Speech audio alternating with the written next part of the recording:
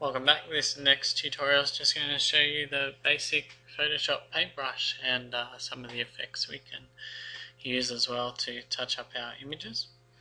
So we'll just make ourselves a new layer, bring it right up to the top. And on this layer, you just simply click on the brush to use it. You can see up here and probably over here as well in our painting that it brings up all the different things that we can do over here. So I can change the size of my brush so you can see. There I go, just undoing that. Might pick a different colour, like a nice yellow. You can see how that's working now. You can see it has slightly blurred edge there. That's because that's the type of brush I'm using with the slightly blurred edge. If you want to choose a harder brush, you'll see that it gives you a much more sort of defined edge there as I work with it now. If I move that further below, you can see how different things start to stand out. It's very important when you're using a brush, you definitely do it on a separate layer rather than the same layer, but there's a whole bunch of different brush types.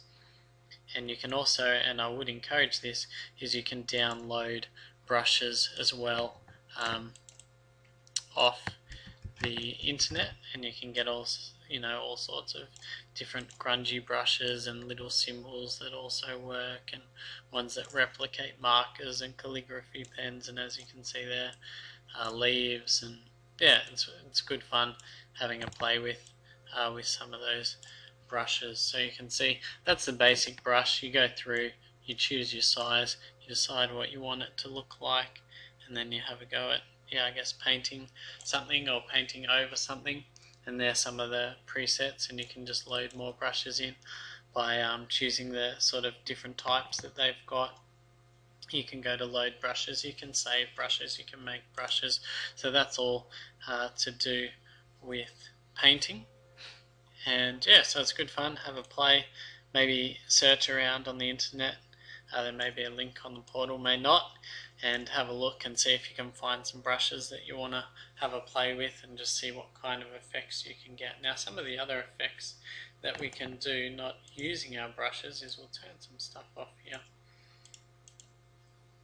is that we can actually use some sort of effects that imitate, I guess, things that you can do in life, mainly sort of artifacts. Now, the way we do that is we'll start with our surfer copy, this guy in the front here, this guy here, and what we can do is you can go up to filter, and there's a whole bunch of filters through here. You'll notice a couple are grayed out.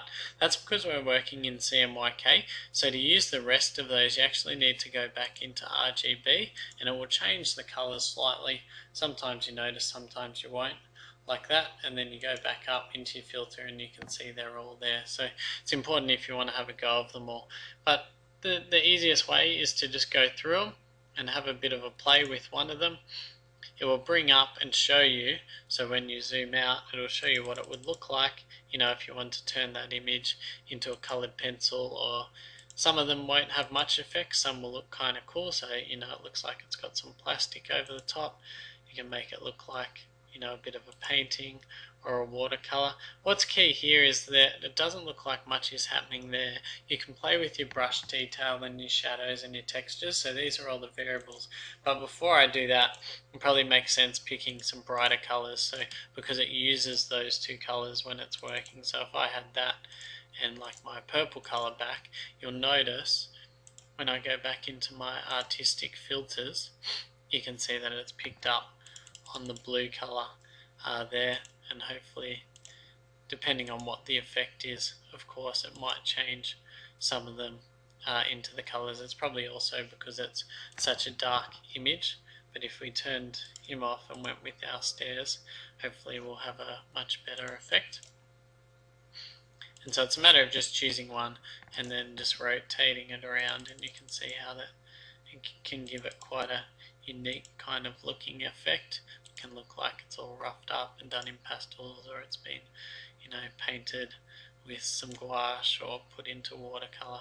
So it's a matter of having a play, saying how much do I want my shadows up, how much texture do I want coming through, and then once it processes, you can see how kind of cool and unique that can make our image as well. So they're just some of the effects. I'd really encourage you just to have a play to see what they all do. You can blur.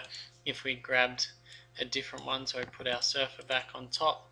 We can put a bit of a motion blur perhaps on him, or a normal blur, a Gaussian blur, a motion blur, and I can say, well, on that angle I want him to blur out, and it's going to give you a little preview of what he's going to look like. So I've got my little motion blur there. You know, I can bring my other photo back in front, but I haven't cut the background out on that.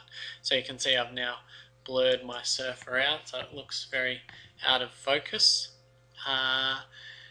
And yeah, so have a play, go through them all, pick a new layer, find something to look at. I'm running out of pictures to work on now, but we'll have one more go with these stairs, and it's a matter of just going through. You can add noise, which is like little dust and scratches, so it can look old school. You can pixelate it, you can sharpen an image, you can sketch an image into, you know, like looking like charcoal, again remembering that it picks up on your key colors that you're using. So depending, it's going to give me a sort of purple and blue look. Some of them give a bit more effects, but yeah, it's good fun to have a play, and you can see that hole that's been created from before as well. So I really encourage you, get some photos up, just play with the filters, see what kind of cool effects you can get going, and especially once you layer them upon one another. So yeah, that's just the basic brush and filters.